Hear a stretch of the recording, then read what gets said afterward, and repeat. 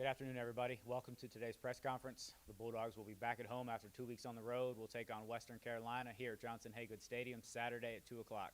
Here to talk about the Bulldogs, head coach Brent Thompson. Yep, absolutely. You waiting on Caden? All right. You say mic check, Brent? Yep, mic check, mic check. You good? All right, thank you, guys. All right, first I'll get started with Saturday's Furman game, Saturday night's game. Defensively, I thought we played extremely well. I mean, I think that was the highlight. We played all but about 2 plays on defense. And I was explaining to John over here the problem that we had on defense was we just didn't play team defense or team football there is we go for it in our own red zone, don't get it. Next play, they take it back for a 90-yard score right there. So other than that, though, I thought we played extremely well on defense. We got a couple of turnovers there. And, second half, really, other than the one time that we gave the ball away in the red zone, that was the only touchdown that they scored in the second half. So I was pleased with the way that we played on defense. Special teams-wise, we had 3 really crucial mistakes, and really you could count a 4th one in there. One was the kickoff return. Unfortunately, we fell down on the 15-yard line. There was a bit of a wind. It was a tough-to-judge ball. It was a line drive. Tough for Cooper to kind of judge it. Just lost his footing there. But the big one was the punt block. And as I was explaining to John over here, is the snap was a little bit outside. The punter was a little bit outside the shield. And then we didn't quite see the guy coming off the edge, so we just got to step out to it. So nothing that we hadn't seen before. We just got to be better in those situations, keep on working that. And then I think another critical we had 2 opportunities in the red zone to put 6 points on the board with 2 field goals and missed those. So you put it all together and, you give yourself a chance to win that football game in the 4th quarter. Disappointing loss because I don't think we played very well. Offensively, we had our moments. We had a 16-play drive, a 13-play drive to start the second half. We had a couple of good drives in the first half. Bottom line is we didn't score in the red zone. I was pleased that we were able to get down to the red zone. I believe we took over possession just before the half with about 28 seconds left on the clock. Drive the ball down there, get it to about the 25-yard line in order to attempt a field goal, and just couldn't convert on it. So a series of mistakes that I told my guys yesterday that when you're here, and I've been here for long enough to realize this, and that is the margin for victory is so small and so slim that any one of those things, but you put 3 or 4 of those together, and it's going to be very, very tough to win. You throw some turnovers on top of that and some forced errors on top of that, and it's a challenge. This week's another challenge. You got Western Carolina, a young football team, a new football coach there, a bye week that they've got. They've got a lot of younger players. He's got a system that he's building and growing, and they're going to get better every week. I've seen teams like this grow from week to week. I think they play extremely fast on defense. They're fundamental on defense. They do a good job of playing hurry up on offense. They'll get about 100 snaps in. It'll be a fast day, so we've got to control the tempo on the offensive side and keep them out of the end zone, keep the ball in front of us is the most important thing. So we've seen these offenses before. They've become the thing of the future here. We've got to be able to control it, control the ball, and control the clock. Questions? Well, they took some more transfers. They've got a lot of younger players. They used to be more of a quarterback run game, and they ran the ball pretty effectively against us in the spring when Mark was there. They still will run the ball, but they've got 2 really good running backs, 2 smaller running backs that they've replaced the running backs that they had last year with. But they'll throw it a lot more. They'll spread it out a lot more, and they're a much faster tempo team. Defensively, they're similar. But they've replaced a lot of guys up there. I think they're playing a lot of younger guys.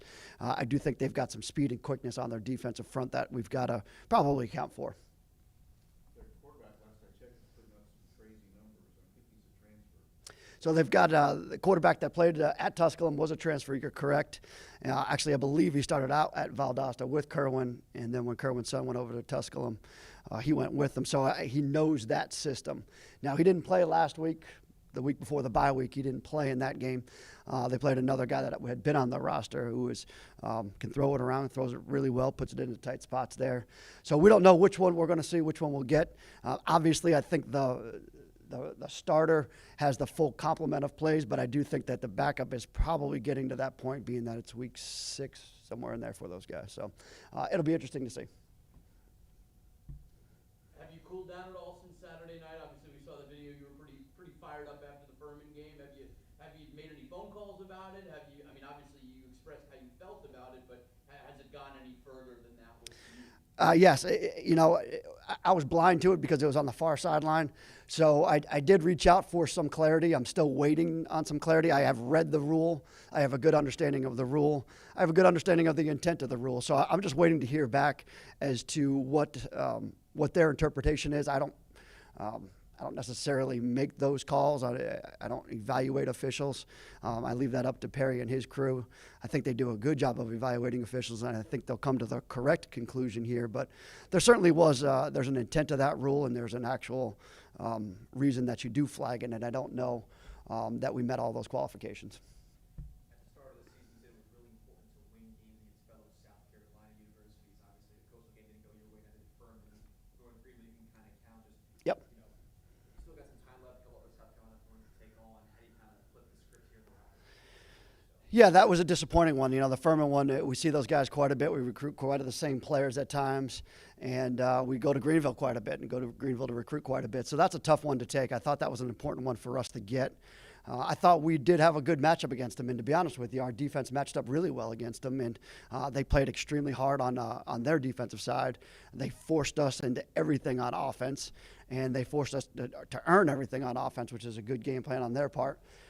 So getting back to your point of how important I think it is well, we got Wofford left on the schedule here, and we lost the Charleston Southern one, we lost the Coastal one, and we lost the Furman one. So we've got to at least go 2-3 and do the best that we possibly can with it. Brett, I wanted to ask you about roster management and high school seniors right now in the landscape of college football. Is it tough for them right now to find scholarships with COVID and the transfer portal? I'll give it.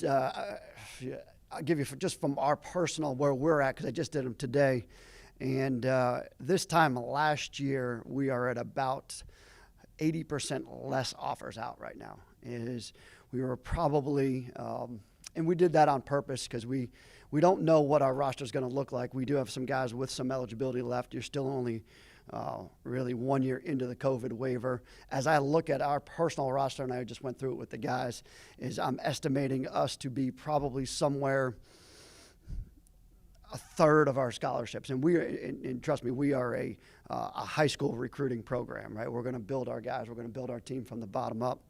And you just take that and you take it across to a traditional school. You go up the road a little bit, they may take more transfers over there. So now you're going to look into the transfer portal. Well, in the transfer portal last year, at one time in the spring of last year, and this is just the spring, right after spring ball ended, there was about 1,300 FCS transfers in there. And then you take about another 1,200 or 1,300 FBS transfers in there.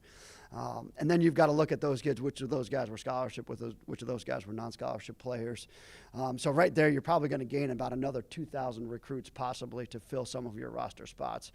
So I would say it's going to go on for at least another year. I think in another year, you'll see a huge drop-off. We'll probably go back to somewhere around 18 scholarships in about 2 years. But next year, scholarships will still be limited. We'll still be probably maybe half of that, maybe a third of those guys will take at the high school level because we still have some 5th and 6th year guys left. When you say a third of the usual amount. A third of your usual amount, yeah. So it'll be interesting. I think it's a challenge for these players. What we thought would happen was you'll see the junior college ranks kind of explode a little bit. They'll have their pick of their guys. But you also got to figure those guys, the junior college will still pick up some of the 4-year transfer guys as well. So the junior college football will be really good if you're going to recruit that angle, which we wouldn't necessarily go that route. You could see those start to fill up a little bit as well. So it's tough. I don't like where it is right now. I think it's very, very challenging from a roster management standpoint. I think it's very challenging from a high school coach, a high school parent standpoint. And it's really put the whole recruiting thing in flux right now, is because a kid can transfer anywhere he wants right now, be eligible immediately one time, up or down or across, doesn't really matter. And you could lose a guy late, and you can pick one up late. And I do believe that there is a deadline somewhere in May or June, I believe. So it's tough right now for high school seniors. It's tough. If you look at Twitter, which we have to do a lot to just scramble through Twitter a little bit. I even made the comment last week to the guys. It seems like everything's pretty stagnant on there. Everybody's waiting to see what's going to fall out of the transfer market before they go and they recruit what they want out of the high school market. And that's a tough way to do business. It's a tough way to get to know players because they could come and go quite a bit within the recruiting process. So I've made a conscious effort to take our time with it, see how this thing shakes out. I'm not going to put too many offers out on the market right now. The guys that we do have, we have a close and personal relationship out there that we feel comfortable with and comfortable bringing into the program and comfortable understanding what we're all about here. So what are those conversations like? Just curious with those high school coaches and those players.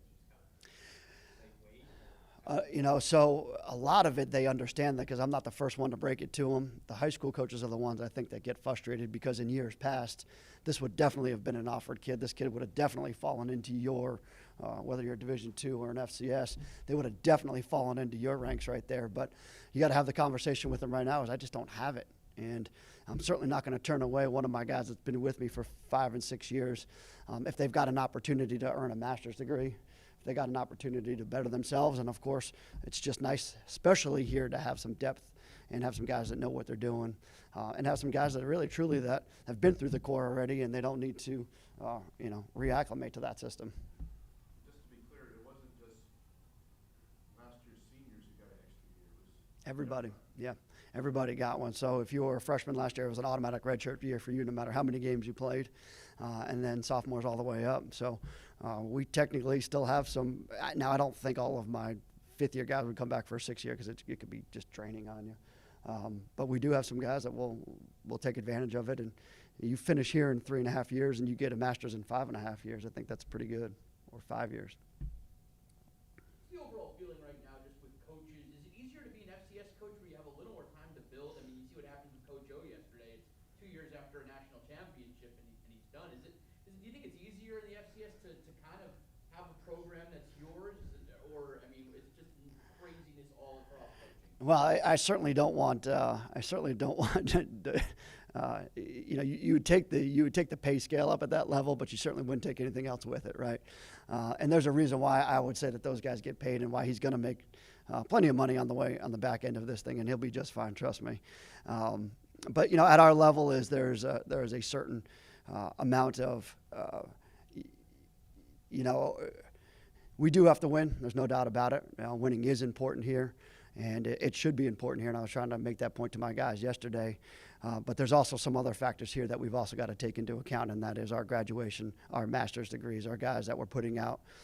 So on that level, I do enjoy coaching at the FCS level because I get to see a lot of those guys all the way through from when they came in here as knobs until they're married and have children right now and working, owning their own Chick-fil-A's and things like that.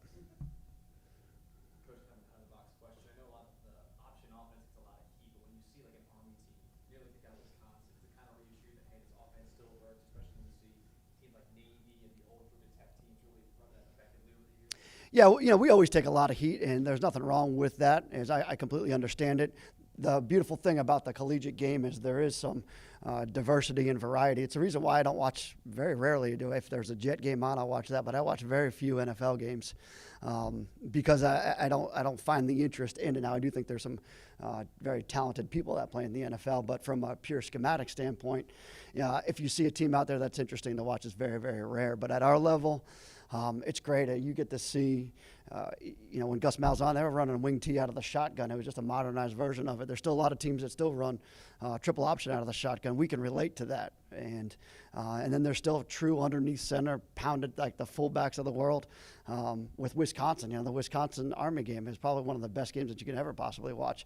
You got teams actually going at each other and not trying to go around each other and not trying to fool each other and not trying to throw their way out of the game. They're just trying to go ahead and hammer out yards. And there's something that you can appreciate in that still at our level as opposed to the collegiate level, because you can almost not run the ball at the NFL level from, it's 3rd and 2 and we're sitting here throwing the football everywhere in the NFL. And in the collegiate world, you can at least try to get the ball inside a little bit and try to work the ball with a fullback game or with a little bit of an option game in there.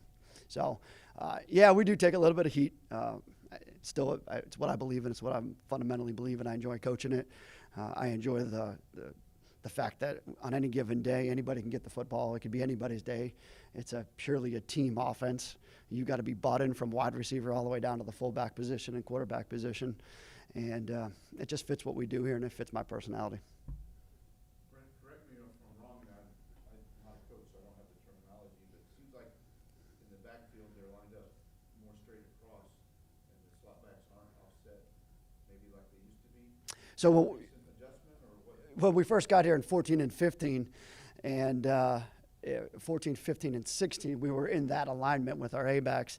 And when I went and coached the A-backs, I said, well, let's push them up. We'd visited Army quite a bit. I said, let's push them up in there. Let's try to get them a little bit closer to the football.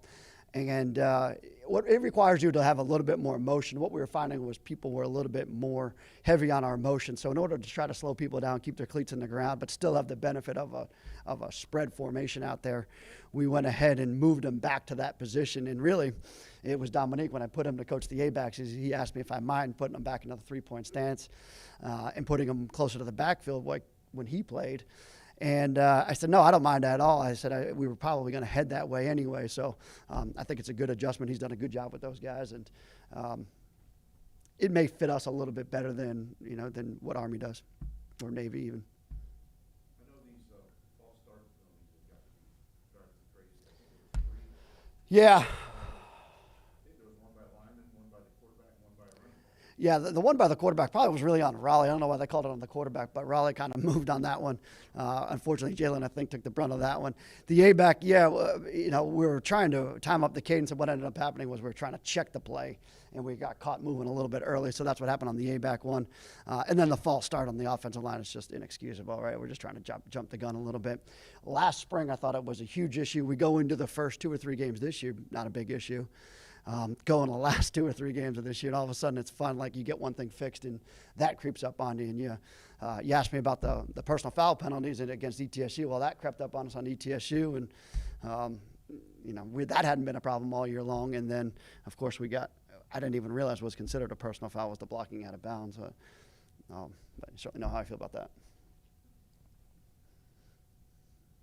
All right, thank you guys. I'll see you on Saturday. Look forward to it.